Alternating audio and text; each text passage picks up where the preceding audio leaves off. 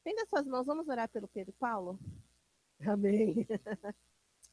Senhor Jesus, nós temos reconhecido que há um depósito na vida desse moço, nosso coração se alegra de vê-lo crescendo e de poder compartilhar aquilo que o Senhor tem colocado no coração dele. Então, como Igreja de Jesus, nós o abençoamos, Pedro, para que tudo que o Senhor colocou no seu coração, que você traga em liberdade, em autoridade, em nome de Jesus para nós, e que a nossa vida seja um pouco mais transformada, começando pela sua, porque a palavra de Deus faz isso conosco, e que nós sejamos edificados nessa noite. Espírito Santo de Deus, o Senhor é bem-vindo para fazer do seu jeito, para nos tomar por completo, para nos chacoalhar, para nos surpreender e falar conosco, em nome de Jesus. Amém? Deus é bom. Acho que eu nunca tive tão nervoso para trazer uma palavra aqui. A voz até tá mais grave. Acho que inclinei demais. Abra sua Bíblia comigo em Marcos 8, por favor.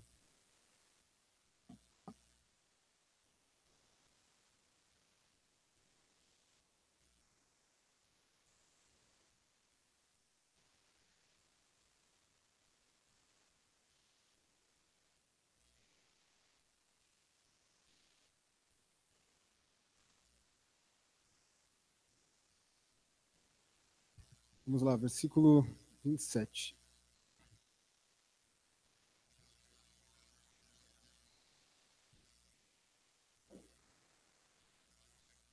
Diz assim: Então Jesus e os seus discípulos partiram para as aldeias de Cesareia de Filipe. No caminho perguntou-lhes: Quem dizes os homens que sou eu? E responderam: João Batista, e responderam: João Batista, outros Elias, mas outros alguns dos profetas. Então lhes perguntou: Mas vós, que lhes dizes que eu sou? Respondendo Pedro lhe disse: Tu és o Cristo. Advertiu-os Jesus de que a ninguém dissesse tal coisa a seu respeito. No 31. Então começou ele a ensinar-lhes que era necessário que o Filho do Homem sofresse muitas coisas, fosse rejeitado pelos anciãos, pelos principais sacerdotes, pelos escribas, fosse morto e que depois de 3 dias ressuscitasse. Isto lhes punha claramente. Mas Pedro, chamando-o à parte, começou a reprová-lo. Jesus, porém, voltou-se e, fitando os seus discípulos, se prendeu a Pedro e disse: Arreda, Satanás, porque não cogita das coisas de Deus, e sim das dos homens. Então, convocando a multidão juntamente com os seus discípulos, disse-lhes: Se alguém quer vir após mim, a si mesmo se negue, tome a sua cruz e siga-me. Quem quiser, pois, salvar a sua vida, perdê-la-á. Quem perder a vida por causa de mim e do evangelho, salvá-la-á. Que aproveita o homem ganhar o mundo inteiro e perder a sua alma? Que daria um homem em troca de sua alma? Aleluia. Esse texto é bem conhecido, né? Acho que todo mundo já ouviu falar desse texto. E o que me chamou a atenção quando eu estava lendo, né, na quinta-feira, é que esse texto era contínuo, não sei se vocês perceberam, né? Ele, ele vai contando o que vai acontecendo, ele usa aqui o então, né? Então ele pega aqui no versículo 27 e fala, então Jesus, aí depois no 31 ele fala, então, e aí no 34 ele, então ele vai contando. Eu nunca tinha lido assim desse jeito, não sei vocês, eu sempre, às vezes, pegava os versículos assim, meio soltos, mas dessa vez eu fui vendo o caminhar, né, da história aqui, do relato.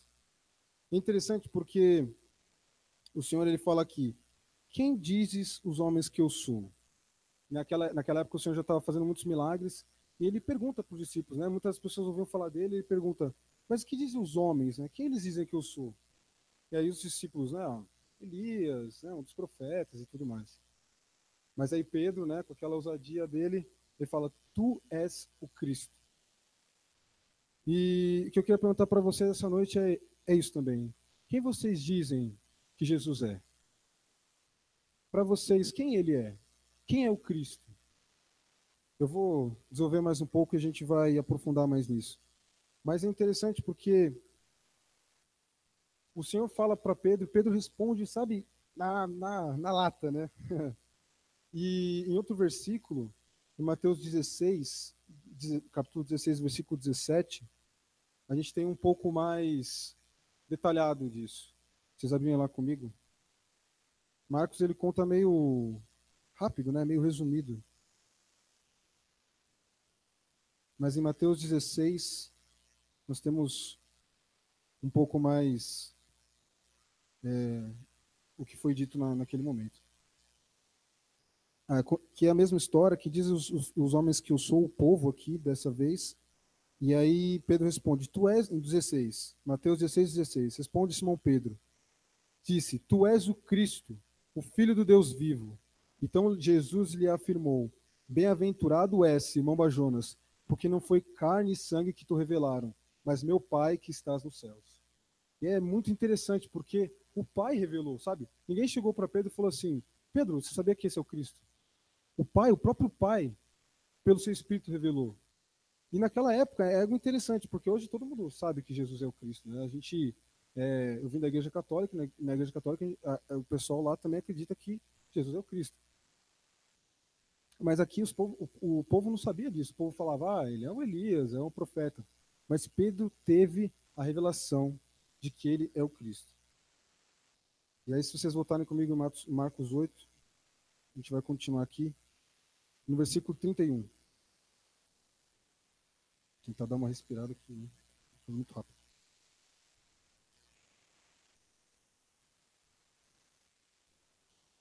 No versículo 31, ele diz, então começou ele a ensinar-lhes que era necessário que o Filho do Homem sofresse muitas coisas, fosse rejeitado pelos anciãos, pelos principais sacerdotes, pelos escribas, fosse morto, que depois de 3 dias ressuscitasse. E isto lhe expunha claramente. Então o Senhor, ele continuou, sabe? O Pedro teve a revelação, legal. Agora, continuando, ele começa a ensinar. Então agora vocês sabem que eu sou Cristo e ele começa a ensinar. Então eu tenho que morrer. E ele começa a expor isso muito claro para os discípulos. Só que a própria Bíblia depois diz que eles não tinham entendimento. Naquela época não tinha sido derramado o Espírito ainda. Então o Senhor falava as coisas, mesmo para eles era mistério. Eu vou morrer, eles, não vai morrer, né? Não tinha essa consciência. E Pedro, agora ele chega para Jesus, o mesmo Pedro que teve a revelação de que ele era o Cristo, ele vira e fala assim, aqui não diz, mas ele fala que começa a reprovar o Senhor Jesus. Ele começa a reprovar, e Mateus fala assim, não, Senhor, isso não vai acontecer com você. Longe de ti, essas coisas. E é Jesus, na hora. É engraçado porque ele fala que ele volta, ele olha os outros discípulos e na hora ele fala, arreda Satanás. Na hora ele fala isso. E sabe, como é que Pedro, ao mesmo tempo que ele sabia, teve a revelação do Pai de que Jesus era o Cristo, ao mesmo tempo ele, logo um segundo depois, ele dá uma dessas, sabe? Porque ele percebeu, ele teve a revelação de quem era o Cristo, mas ele não entendeu quem era o Cristo. Ele não entendeu o que o Cristo deveria fazer, sabe? E eles eram judeus, os apóstolos eram judeus, então eles tinham aquela esperança. O Cristo vai vir, ele vai vir nos salvar, ele vai vir nos redimir. E você imagina o cenário da época, porque na época eles estavam no meio de Roma, Jerusalém tomada, sitiada ali, né, governada pelos romanos, e eles, naquele jugo, eles esperavam, vai vir aquele que vai nos libertar. Só que eles esperavam uma atitude humana, uma ação humana, né? Eles esperavam alguém que viesse com um exército, enfim. Lá em Isaías 9, 6, 7, não precisa abrir, eu tenho anotado aqui. Lá diz, porque um menino nos nasceu, um filho se nos deu, o governo está sobre os seus ombros. E, para que aumente o seu governo e venha paz sem fim sobre o trono de Davi e sobre o trono do seu reino. Então, os judeus esperavam isso. Eles esperavam esse governador, aquele rei. Mas Jesus é mesmo o rei. Só que não do reino que eles esperavam naquele momento, sabe? O reino ainda vai vir, o reino ainda vai chegar, o Senhor ainda vai governar, nós ainda reinaremos com ele. Mas não era naquele momento. E o Senhor, ele percebeu a necessidade de repreender Pedro naquele momento, porque havia no sentimento deles esse desejo de que não era o correto naquela hora, de querer o Cristo, de querer o guerreiro, o que vai destruir tudo. Mas sabe, essa é a pergunta, mas quem é o Cristo? Quem é o Cristo, sabe? Nesse momento, Pedro imaginou que fosse um Cristo diferente, um Cristo guerreiro, mas não era aquele Cristo. E para você, quem é o Cristo, sabe? Quem é o Cristo? O que você tem esperado de Cristo? Quem Cristo é para você? Quais são as expectativas dele? O que você espera que ele realize na sua vida? Eles tinham uma expectativa, os discípulos aqui, mas não era o que o Senhor queria fazer naquele momento, sabe? O Senhor começou a ensinar que ele devia morrer. E, sabe, como assim morrer? Como o Salvador vai morrer? Como o Salvador vai morrer? E a pergunta é essa: quem é o Cristo? Quem é o Cristo? E aí no versículo 34, o Senhor Jesus ele convoca a multidão, juntamente com seus discípulos. Ele lhes fala: se alguém quer vir após mim, a si mesmo se negue. Tome a sua cruz e siga-me. Quem quiser por salvar a sua vida, perdê-la-á. E quem perder a sua vida por causa de mim e do evangelho, salvá-la-á. Que aproveita o homem ganhar o mundo inteiro e perder a sua alma? O que daria um homem em troca de sua alma? Sabe, o Senhor, ele começa a falar interessante, porque ele falou que ele devia morrer. Então é como se ele falasse não só para os discípulos naquele momento, mas ele falasse dele mesmo também. Que em outro momento ele diz, se o grão de trigo não morrer, ele fica só. Mas se ele morrendo, ele dá muito fruto. Ele fala, se alguém quer salvar a sua vida, perdê-la-á. Se alguém sabe que quer conservar o que tem, sem o Senhor vai perder. E esse é o Cristo, que ele nos chama para para nós perdermos para ganharmos. Ele nos chama para nós nos negarmos a nós mesmos, as nossas paixões, os nossos desejos, para obter algo superior. Obter algo superior.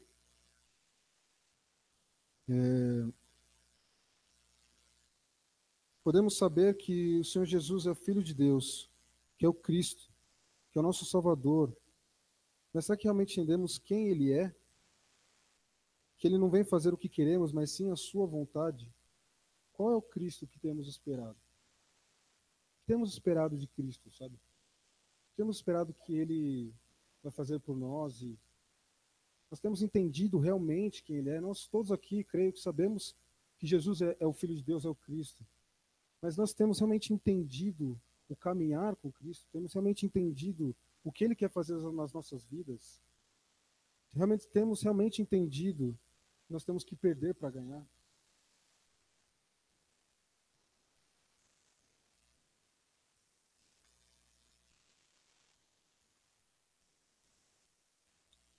E o Senhor ele estabeleceu aqui uma condição para quem quer segui-lo. Ele diz no versículo 34: se alguém quer vir após mim, a si mesmo se negue, tome a sua cruz e siga-me. Se, ele usa uma condição aqui, se alguém quer vir após mim, a si mesmo se negue, tome a sua cruz e siga-me. Sabe, logo quando eu me converti, acho que eu já disse isso aqui uma vez.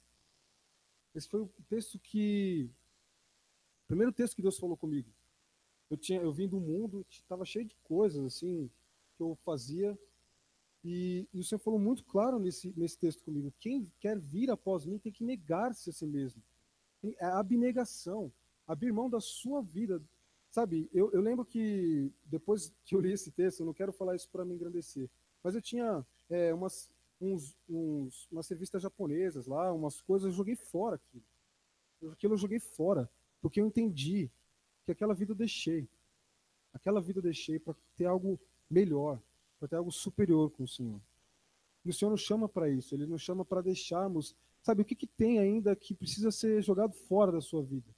O que ainda tem que precisa ser deixado, precisa ser negado? Isso é algo que até hoje eu continuo me negando. Até hoje nós continuamos sendo entregues à morte todo dia por causa de Cristo. Até hoje tem coisas que nós precisamos jogar fora. Cada vez que eu conheço mais, tem uma música que diz, Rei da Glória, né? Quanto mais eu te conheço, mais eu te amo, sabe? Quanto mais a gente percebe, mais a gente quer, mais a gente percebe que precisa se livrar das coisas, precisa se livrar desse mundo, precisa se livrar daquilo que que nos prende, que nos amarra, sabe? Às vezes são coisas que não são pecado. As coisas que eu joguei fora eram fita de videogame que eu tinha, eram revistas, teoricamente não era pecado. Mas aquilo tomava um espaço em mim, sabe? Um espaço que é do Senhor. Isso, sabe, é impressionante que foi o primeiro texto. Larga essas coisas. Eu falo para vocês que não foi assim de primeira que eu comecei, que eu larguei essas coisas e já fui, sabe, foi um processo. Eu lembro que eu joguei fora, mas eu continuei. Eu não estou falando para vocês saírem jogando as coisas fora, não é isso. Tô falando para vocês se negarem, sabe, negarem a sua vida, mas ouvir do Senhor o que o Senhor tem, o Cristo que Ele é, entendeu? Não o que você quer que Ele seja. E eu, depois que eu abri mão dessas coisas, foi um processo. Eu continuei, sabe, voltando às vezes e voltando a fazer essas coisas, mas o Senhor sempre me falava que não, não, e esse texto ecoava, negar-se a si mesmo, renúncia, levar a sua cruz. O Senhor no 31 ele fala da morte, ele fala que nós devemos tomar a nossa cruz e segui-lo. Tomar a nossa cruz e segui-lo, sabe? É maravilhoso o que o Senhor fez por nós. Ele mesmo carregou nossos pecados naquela cruz, mas Ele nos chama para levar a nossa cruz. Ele nos chama para levar a nossa cruz, sabe? Para ser participante dessa renúncia que Ele fez. Porque Ele foi que renunciou mais. Se você acha que tem uma coisa muito grande que você precisa renunciar, Ele renunciou tudo. A glória dele lá nos céus, a comunhão com o Pai para vir aqui. Lógico, não a comunhão com o Pai, mas a glória que Ele tinha para vir aqui e morrer por nós. Ele renunciou a isso. Ele fez-se servo para que nós para que nós possamos estar com Ele. Obrigado. E é isso, irmãos. Eu não tenho muito. O Senhor é bom e foi isso que me chamou a atenção na minha leitura essa semana. Eu sei que não é uma palavra de encorajamento, mas para mim é. Quando eu ouço essas coisas, me encoraja. Porque eu sei que quando o Senhor ele disciplina, quando ele me bate, é porque ele quer que eu cresça. Quando tem coisas que eu jogo fora, eu sei porque é uma glória maior que vem. Sabe? Isso para mim é alegria. Quando eu me converti, eu assistia uns pregadores, Paulo Júnior, Paul Washer, que, nossa, era cajadada, mas sabe, isso sempre me fazia refletir, falar, eu preciso mais, eu quero mais, entendeu? Eu quero mais, eu quero mais, isso me leva para mais, vocês querem mais, isso leva para mais, então tem que se livrar de mais para ter mais, tem que se esvaziar demais para se encher de mais dele. Nós queremos mais dele, mas continuamos cheios de nós. Nós temos que nos esvaziar, irmãos. Nos esvaziar. Nos esvaziar. É isso. Coloque-se de pé. Vamos orar.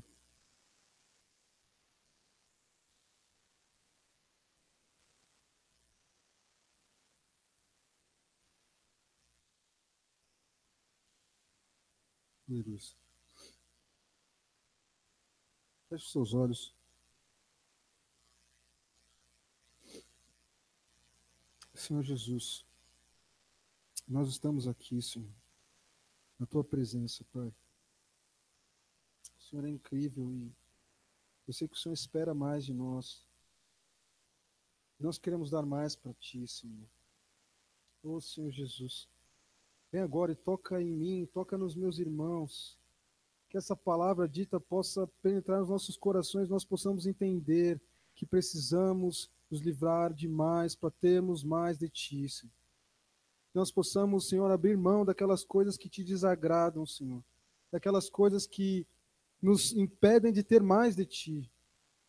Ô, Senhor, vem e nos ensina a caminhar e nos negar, levar a nossa cruz, para termos mais dessa proximidade contigo, para nós ganharmos a nossa vida, salvarmos, lógico que pela fé em Ti, mas queremos mais de Ti, Senhor.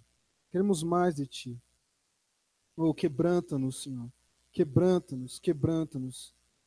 E leva-nos, Senhor, a entender a tua vontade, não buscarmos um Cristo que faz o que nós esperamos, não buscar um Cristo que faz aquilo que desejamos, Senhor, mas buscar o Cristo que nos chama para mais, o Cristo que nos ama e que nos quer levar para lugar alto, quer levar para mais, Senhor.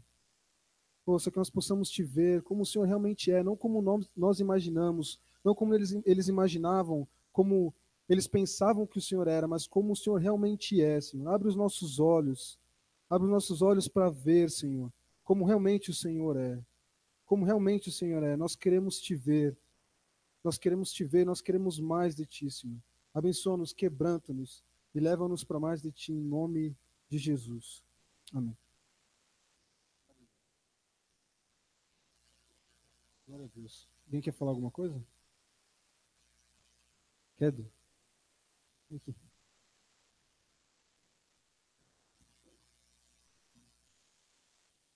Queria falar rapidinho só. A palavra já disse tudo, na verdade. O Senhor quer a gente mais perto. Tem uma coisa que chama minha atenção nesse texto, que Jesus fala, o que estão dizendo de mim por aí? E as pessoas falam qualquer coisa. Ah, Elias é o profeta, sei lá. Mas aquele que tem intimidade com o Senhor tem a resposta certa. Aquele que está colado em Jesus tem a certeza que Ele é o Cristo. E mais do que ter a certeza de que Ele é o Cristo, passa a compreender a cada dia o que realmente isso significa, como foi a pergunta do Pedro. Porque às vezes a gente ouve falar, Jesus é o Cristo, a gente fala, eu sei, Ele é o Cristo. Mas isso não significa que realmente, na nossa vida, no dia a dia, na prática, quando a gente vai levar essa mensagem adiante, que a gente tem esse entendimento claro ao ponto de chegar para as pessoas e a gente falar de tal maneira que as pessoas reconheçam e vejam que Ele realmente é o Cristo. Então eu creio que o Senhor, Ele tem chamado a gente para mais perto, para mais perto, para mais perto, para andar com Ele ali. E enquanto Pedro falava, me veio à memória o texto quando Jesus disse: os que me amam são os que guardam os meus mandamentos. Esses dias eu andei pensando um pouco sobre esse texto. E eu fiquei um pouco na cabeça assim, tá, eu amo, por isso guardo os mandamentos, ou eu guardo os mandamentos e isso mostra que eu amo? É meio louco isso, né?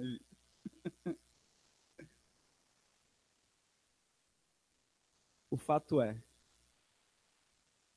quem o ama não tem dificuldade alguma de guardar os mandamentos.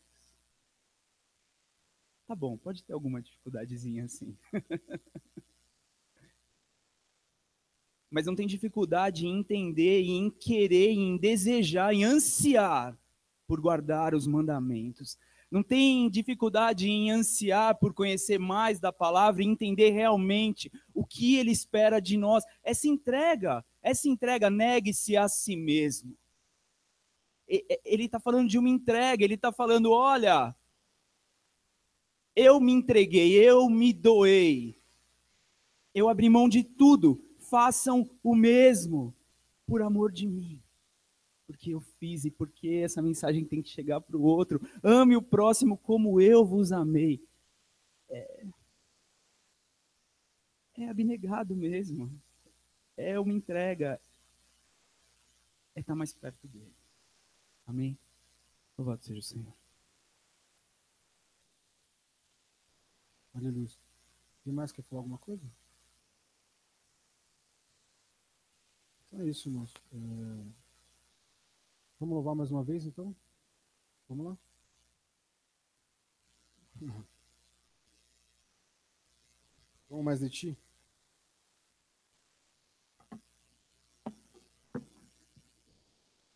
Aleluia.